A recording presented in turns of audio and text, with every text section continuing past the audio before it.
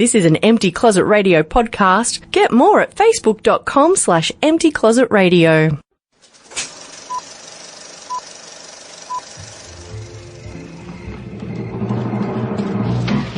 Hi, I'm Andrew. And I'm Sam. And this is The Empty Closet. The show for everyone, whether you're in the closet Or out and proud. Or somewhere in between.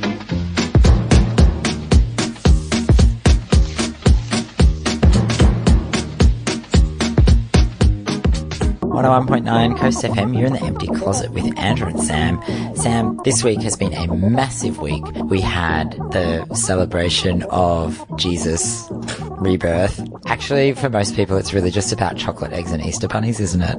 And it's about a 4-day long weekend. You're missing the key component for most Australians. Well, guess who worked all 4 days of the long weekend? Yay! Coming up, we've got World Health Day as well. That's coming up this week. And there's a whole bunch of events to add to your calendar. So make sure you listen right to the end because we've got lots of stuff coming up. Now, if you want to catch up with us and all our previous episodes, make sure you visit us on whatever is your favorite podcasting app. Most people, if they have any smartphone, they'll have a podcasting app installed on it already. It's already on there. Just open it, search for Empty Closet Radio, hit the subscribe button, and you'll be kept up to date with all 168 episodes that we've done so far. And if you do want to catch up with us anywhere else, you can find us on social media. We are on the big blue book of faces. Look for Empty Closet Radio, hit the like button, or you can find us on the blue Tweety bird at emptycloset_AU, all lowercase. You're on 101.9 Coast FM. You're in the Empty Closet with Andrew and Sam. Empty Closet Radio. Listen to us using your TuneIn radio app on your smartphone. Very smart. 101.9 Coast FM, you're in the Empty Closet with Andrew and Sam. Now, Sam, you've just gotten back from what has been a pretty mammoth road trip. And I say mammoth road trip because it started out as a quick little drive down to Townsville, didn't it? Yes, it was, honestly, we were pretty lucky to get through because we were driving down and the water was starting to come up over the edge of the road. For context, this last week has been very, very wet in the northern part of Australia. So we've had, ex-tropical cyclone Nora? Was that her name? I don't know. Very wet. Yeah, there was a lot of both flash flooding and slow flooding. Slow flooding takes a lot longer to go down than flash flooding. Slow flooding is way more ominous as well because you're standing there by the side of the river going, is this going to come closer to my house? Possibly, yes. I'll just sit here for an hour and watch it. Yeah. But fairly extreme weather events, of which I missed all of them because the road got cut in 3 places between Cairns and Townsville, which is only about a 4-hour drive. So I have this impression of Townsville that it's always really, really dry and brown. Did it rain while you were there? Yes, and it was really weird because normally once you come over the Hinchinbrook Range on the other side of Cardwell, everything's super dry and you're yeah, we're, an hour and a half from Townsville now. It was all green. It was so weird. And the irony is that is exactly the place where the road gets cut off because it floods. Yeah, because because none of the land's oh God, rain, we don't know how to cope, and it just doesn't go anywhere. Oh God, rain, I give up. Pretty much. So we got down there and it was not too bad the first day. It rained quite a lot the second day. It was overcast almost the entire time. But all these people were panicking and I have never seen, because I stayed near the Strand, which is the waterfront in Townsville, I have never seen it so dead in my life. There was nobody down there at all. Yeah, I can well imagine. I suppose it's a little bit here when the roads get cut off and the supermarkets are just empty. It's not because people have been panic buying necessarily. It's just because they've been buying their normal amounts, but there's no replenishment. Yeah, pretty much. But yeah. I am a bit curious to know because you came back the long way, the inland way. What was that like? I've never gone, I've been down to Townsville before, but I've always just gone the coastal way. What's the inland way like? So I didn't most people drive out to Charters and then across, and that would have taken us even longer. So we basically went in a big triangle. And that big triangle took us through about 100 kilometres worth of bushland that the Australian Army uses for their live fire exercises. So there's all these warning signs on the fence every kilometre saying A, it's electrified, B, live fire exercises on the other side, on both sides of the road. And then every so often there's a gate and it's where the tanks can drive through, or the vehicles, but they specify tanks. You just keep driving. And there's because it must go on for so far, on either side. And it took me a while to work out what was going on, because I'm like, oh yeah, some farmer's really enthusiastic about electrifying his fence. Nuh-uh. Did the thought ever occur to you that maybe you were driving through one of those parts that's blurred out on the mapping software? Yeah. But it probably also explains why so many people go the Charters Towers way. For fear of getting run over by a tank or caught in the crossfire, quite literally. Well, I mean, hopefully their planning involves not shooting over the highway. It does seem like that would be a sensible thing to plan. Yes. And then, of course, we got to the end, and there's this thing when you drive in really rural Queensland, I don't know if this is the case in other states, where for some reason everybody who has a gun has to shoot every road sign.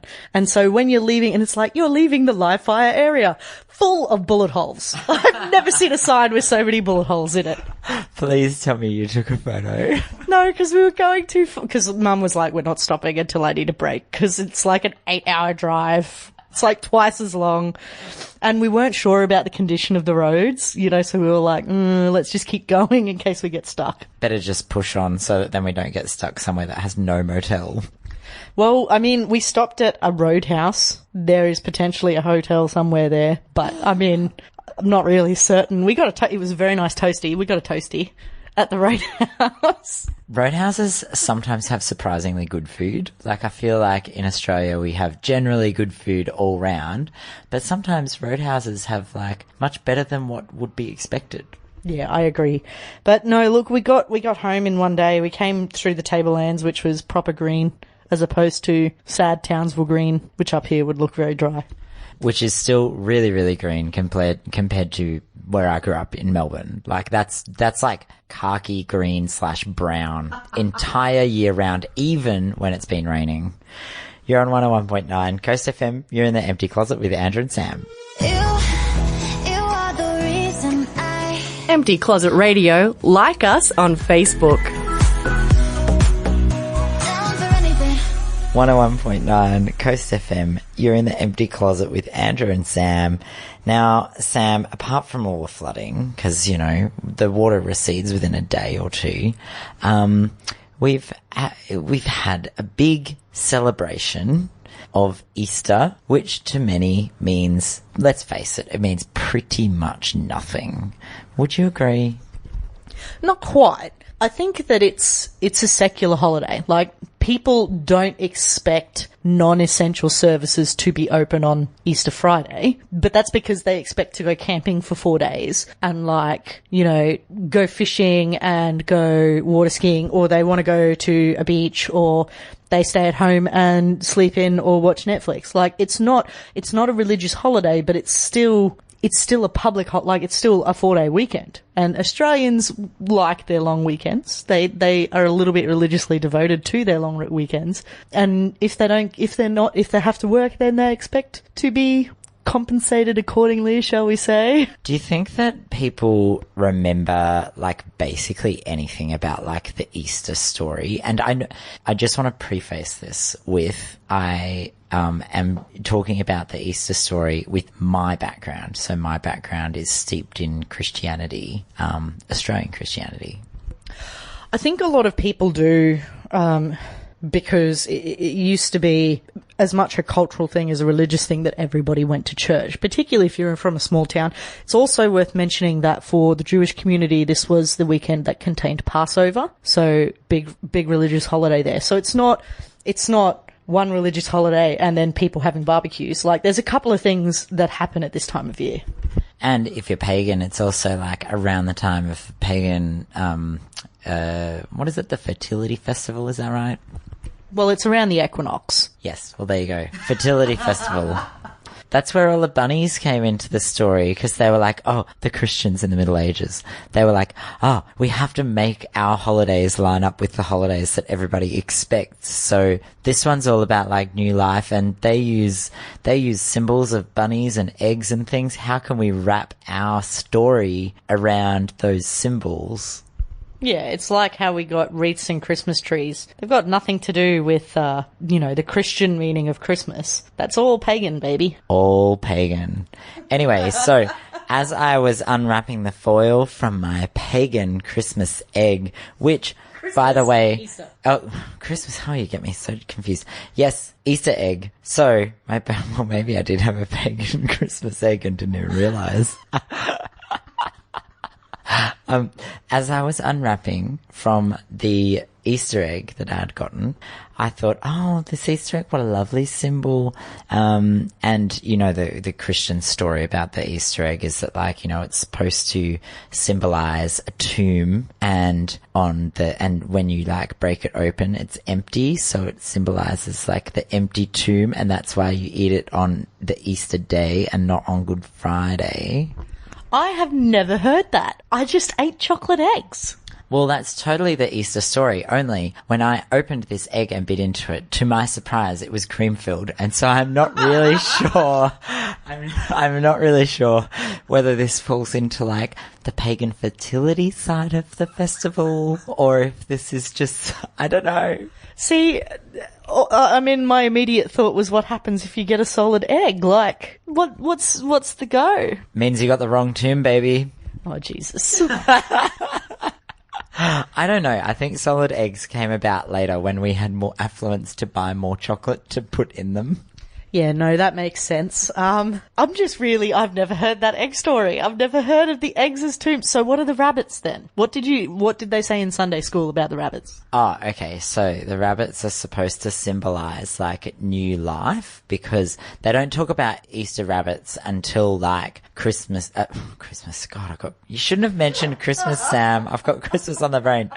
Until Easter morning. And so Good Friday and the days in between, you don't hear anything about Easter rabbits or anything. And then suddenly they're everywhere, and it's supposed to be about the bringing of new life, allegedly. When you think about the pagan tradition, it's probably more about rabbits multiply really, really quickly. They're quite a fertile species, Sam. But that does bring new life. Haven't you ever seen baby rabbits? Yeah, but they're talking about new life as in some dude allegedly died and then came back to life 3 days later. Right, okay. We're going to get into this more after the break. You're on 101.9 Coast FM. You're in the Empty Closet with Andrew and his Easter stories and Sam. Empty Closet Radio, because no one else wants to be stuck in the closet. God. Oh my God, I'm so excited, Sam. I finally told you a story that you didn't know about. This is a moment for me. This is a big moment.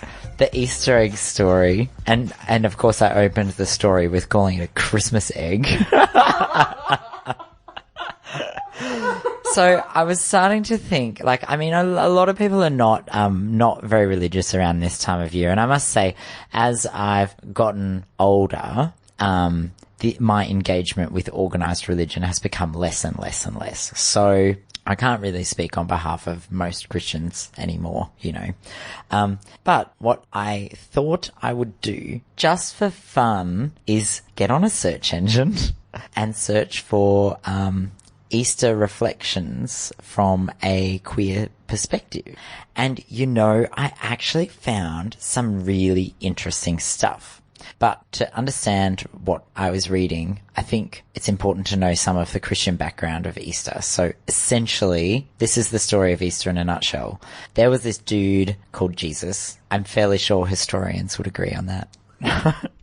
Historians agree that Jesus was a real person. Christians believe that Jesus is the Son of God. And part of that belief is that Jesus was crucified on Good Friday and 3 days later arose from the dead, proving that he was divine. Yeah, but you have to understand a little bit more about that, because one of the reasons why he got into the situation where he was able to be crucified is because all of his, one of his followers betrayed him. So there's like a betrayal in the story. And all of his followers, once he was betrayed, they like threw up their hands in like despair and were like, whatever will we do now? It was literally like a poorly scripted 70s film. And they basically like disappear from the story until like days later, like they just disappear for days. They're like, goodness knows what they were doing. And there's also the third very important bit is that there is denial of knowing the person. So some of his followers, some of his closest followers denied even knowing him for fear of their own lives and for fear of becoming criminals just from knowing this guy. Now, whether you believe that he rose 3 days later or not, that is certainly up for discussion, perhaps on a different podcast to ours. Why don't you ask your RE teacher? That'll good. I'm going to take the microphone off Andrew for a little while. So, keeping in mind the story of Jesus and the story of really a social outcast at the time, with his teachings and his preaching, he was very much not loved by the majority of people. You have found a reflection. Yeah, so we're going to put the full version of this up on our website. Well, we don't have a website. I'm going to put it onto our social media. Sorry, everyone, just for the record, no website. They're out of date. Just look us up on the Book of Faces, Empty Closet Radio. It'll be easy to find. No, but I'm going to put the full version up. But basically, there were parts of this that really sprang out at me as being, hey, this actually echoes some of the feelings that the queer community go through. And this is written by a guy who has been married for like 15 years and has come out recently. And he talks about his reflection around Easter time. And he says he's kind of put a little bit of distance between him and all the church traditions. And he goes, you know what? I get it. I just get it. I get the agony of no way out. I get the betrayal and rejection and abandonment of those who were supposed to be closest to you in your life. I get the persecution and the judgments that fall onto you when the established church calls you either devil or apostate or worse, misguided. Sam, how many times have you been told you're misguided? I've been told I'm misguided a fair few times. I could not count how many times. Yes. So I immediately when I'm reading this, I'm like, oh my God, alarm bells. Oh, this is so similar to my story and the story of a lot of my peers. And I thought, you know what? It's really interesting that this, I'm not going to read much more because you get the point. He's trying to compare like Jesus's story over that period, over the Easter period, to what happened to him when he came out. His whole community turned against him. People denied knowing him. And he's like, I get it. I had no way out. Just no way out. So I found that really interesting, and I wondered whether other people would also think that was an interesting way of looking at it. See, it's interesting because I always took that, for me, the story was metaphorical rather than literal. You know, again, this is a discussion for another podcast. Historians would agree with you that Jesus existed, and that's pretty much where they stop agreeing with the Bible. Yeah, but as a metaphor, the idea that somebody stood up for, the persecuted and the little guy and suffered for it, I'm like, that's a story. Believable. That's a story that's happened many times. Yeah, it's believable, and it's a story that has happened many times and will probably continue happening many times. Anyway, so I just thought it would be really interesting to have a look at that on Easter, and maybe have a little think about it. I don't know. See what you think. If you want to read the full thing, it's not too long. It's just too long for me to read out. It is available on our Big Blue Book of Faces, and I'll also put it on the Blue Tweeting Bird. Just search for Empty Closet. You'll find it there. You're on 101.9 Coast FM. You're in the Empty Closet with Andrew and Sam. Empty Closet Radio, Facebook.com/Empty Closet Radio.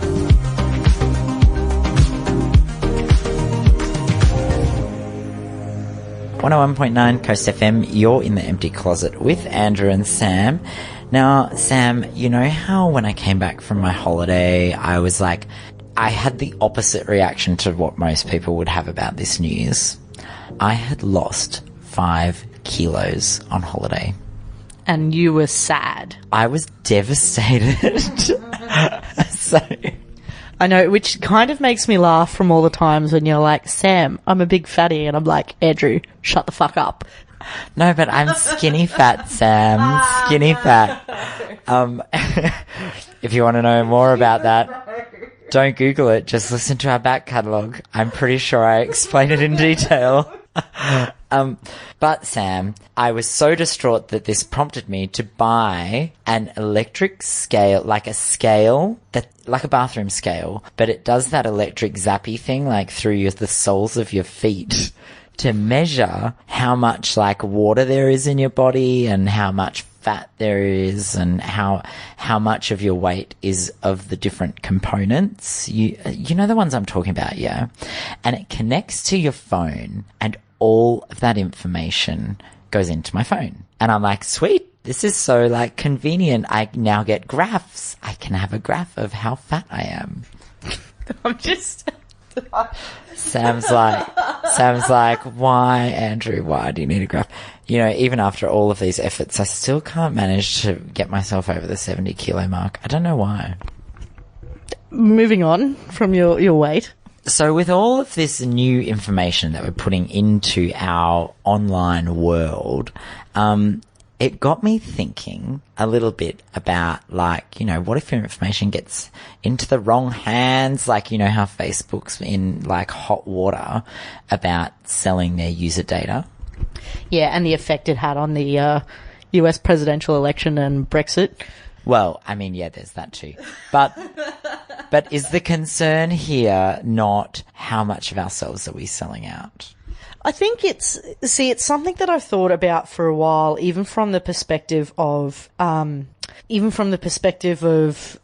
know, the debates that kind of first sprung up when we started having electronic medical records, because that meant that if you were hospitalized in a new hospital, you know, your records could be accessed. But at the same time, if something went wrong and they got out, that's a lot of information. And, you know, I know in the States they're having real dramas where companies like genetic testing companies, as in that, you know, go find out where your ancestors are from. They actually have the potential to diagnose genetic illnesses. They can sell that legally to an insurer who can then refuse to insure you because you're at risk of type 2 diabetes or this genetic whatever. Exactly. And so, yeah, then you can then have your risk assessed based on this information. And just for the record, I am not wearing my tinfoil hat when I say these things, because literally it has happened already. Yeah, it's a bit frightening. You know, the trade-off for convenience is a loss of privacy. Yeah. Well, and sometimes what are we even trading it off for? Like, you know, you know, my love-hate relationship that I have with that online hookup app that, like, uses your GPS location to figure out how many gay boys there are around you. The one that rhymes with Winder? Yeah, let's just call it for what it is, seeing as they're selling your information for profit to anyone.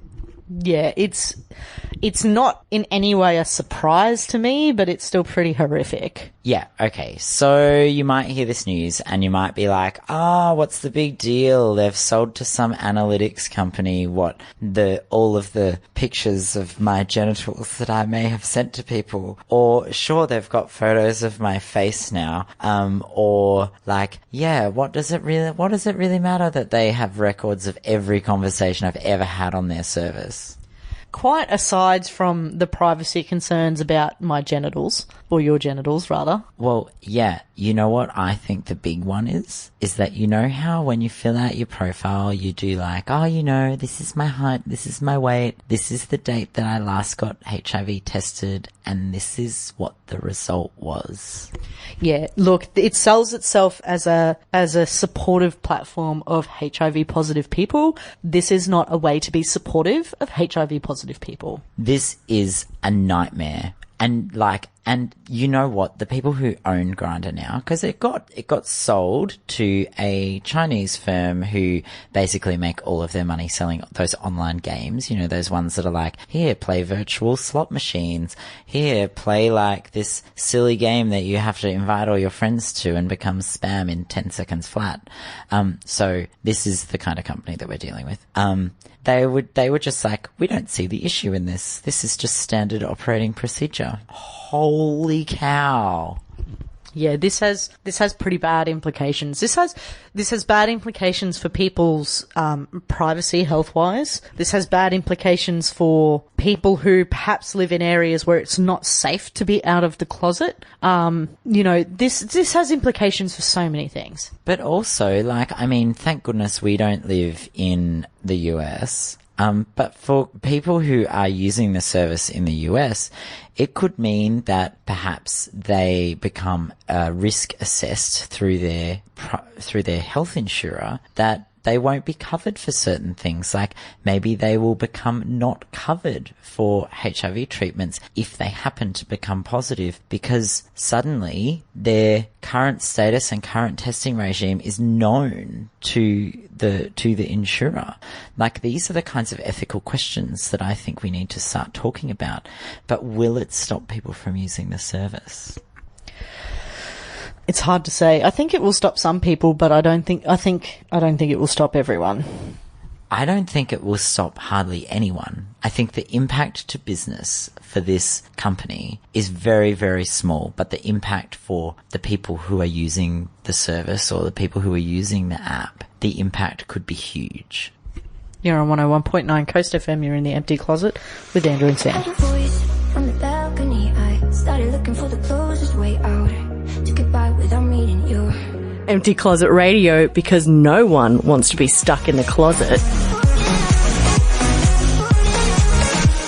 101.9 Coast FM, you're in the Empty Closet with Andrew and Sam, and I've had a little moment to just like calm down about that whole scandal with people's details being sold.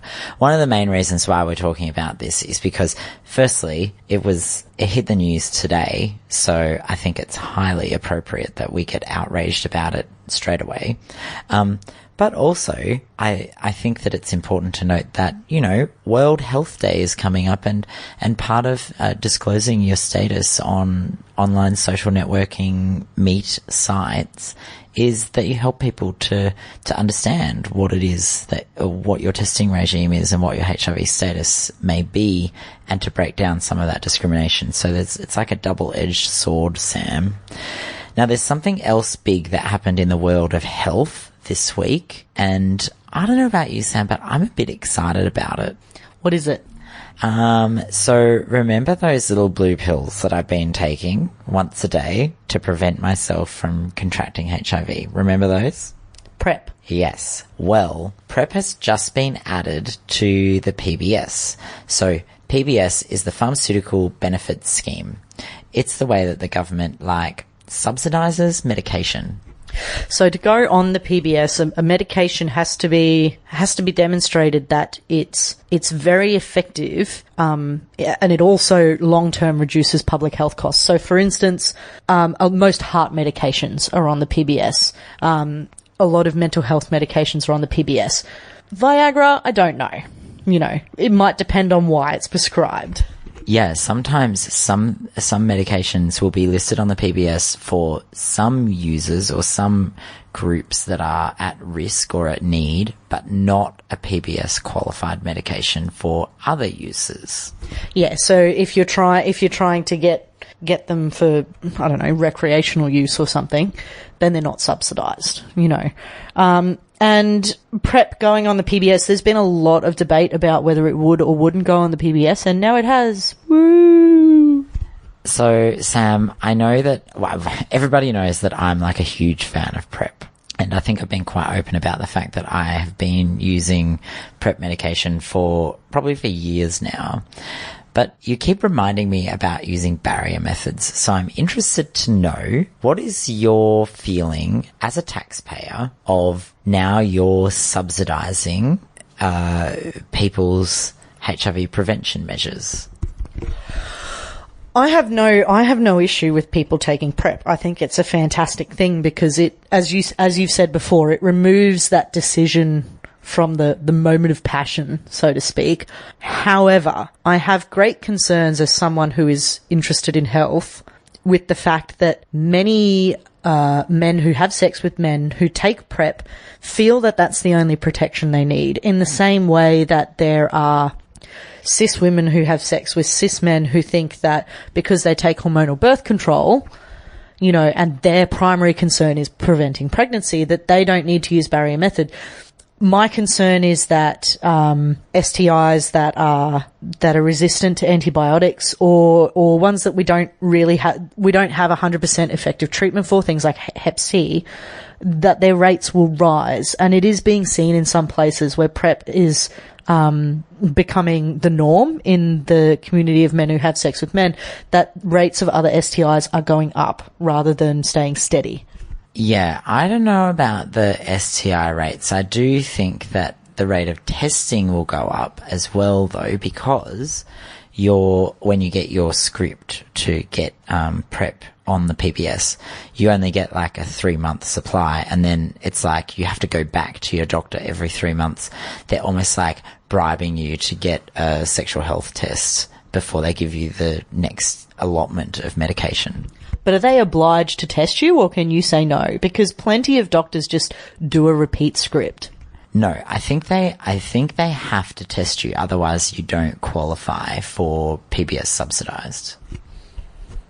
This is my understanding of it anyway. I think that's right. I've had a few conversations with people who told me otherwise, who told me that compulsory testing will now cease, whereas until this point, if you were on PrEP, you were part of the government study, you had to be tested. Well, this is not what I read from my very reliable source that I instant messaged. Anyway, so my concern is that, testing, whether the testing will be specific or will be a broad STI test, because you can tailor it, and a lot of places do, and whether it will lead to more high-risk behaviour that then affects other people. Those are my concerns. I don't have concerns that I'm paying for PrEP as a taxpayer. I think that's great. Yeah, I think it's definitely going to be one of those things to watch over the next coming months as people change from these the PrEP trial programs and go on to PBS supported PrEP, which is a much more long-term solution. But I think it's also really important to let everyone know that just because it's on the PBS does not mean that the trial program for Queensland has ended. It is still going. There are still places available. And so if you want to get involved and try this medication, you can do it for free without having to go on the PBS. And all you have to do is go and see the people at the Cairns Sexual Health Centre. They'll be able to help you out with that. So I think it's just all good news on that front. It's really good. You're on 101.9 Coast FM. You're in the Empty Closet with Andrew and Sam. Baby, I was thinking about you, thinking about the promises I made with you. Empty Closet Radio, 9 p.m. Tuesdays, 101.9 Coast FM. 101.9 Coast FM, you're in the Empty Closet with Andrew and Sam. Now, at the top of the show, Sam, I did promise that we would talk about some upcoming events because there's a lot of them this week. My list is very large. Much to some of my friends' chagrin, none are dance parties, but that's okay. We're getting some diversity into what we do. One of the events is actually a rescheduled one from last week. So the Trans Day of Visibility barbecue was rescheduled. I apologise for everyone who rocked up on the day and only to discover that it had been flooded out. Not rained out, flooded out. Sam, I'm really sorry.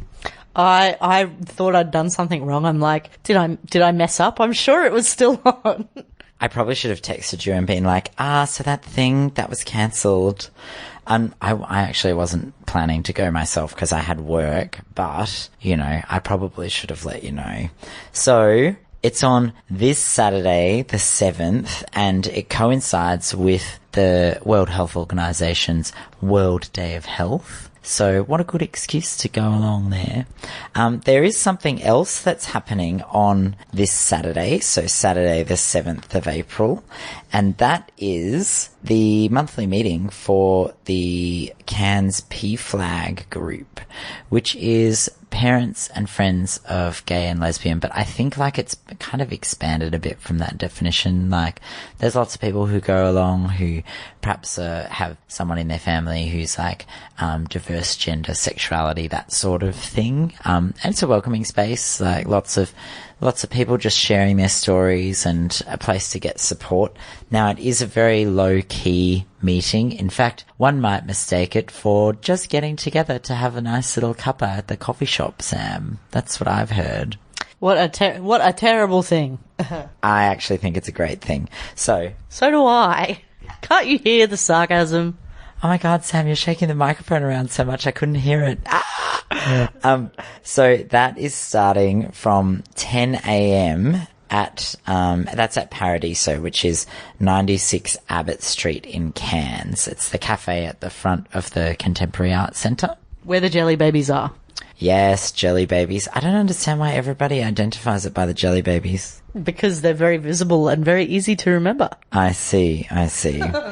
Now, on Sunday the 8th, there is something exciting happening. So over the last couple of weeks, I've been hearing more and more about this grassroots social gay LGBT group being run by some gay boys in the Northern Beaches. And we are going to have them on the show soon to talk about what they're doing. But they do have an event coming up which sounded like so much fun, I couldn't not talk about it on the show. So it's happening this Sunday from 2 p.m. and it's the Northern Beaches social group. They're going to Crazy Golf at Paradise Palms. That's on Paradise Palms in Kowara Beach, in case you needed to know. And basically it's like $10 a person. You just need to go on our social media page, make sure that you let them know that you're coming, because they're actually booking a time for the 2 p.m.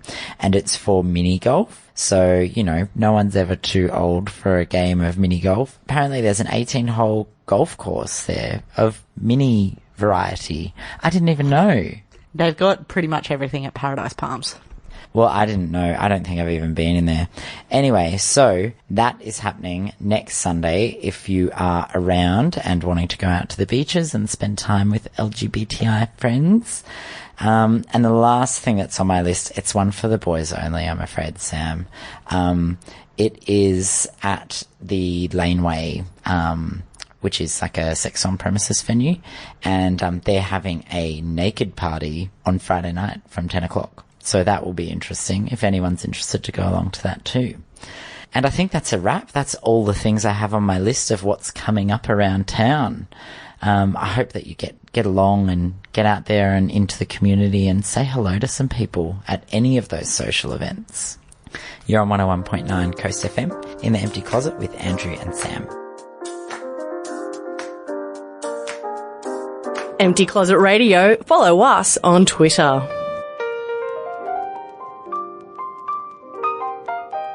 You're on 101.9 Coast FM. You're in the Empty Closet with Andrew and Sam, and that is all we have time for. We've probably run a smidge over time because we like to talk. If you do want to catch up on any of our past episodes, just be sure to check out your favourite podcasting app on your smartphone. Search for Empty Closet Radio. Hit the subscribe button.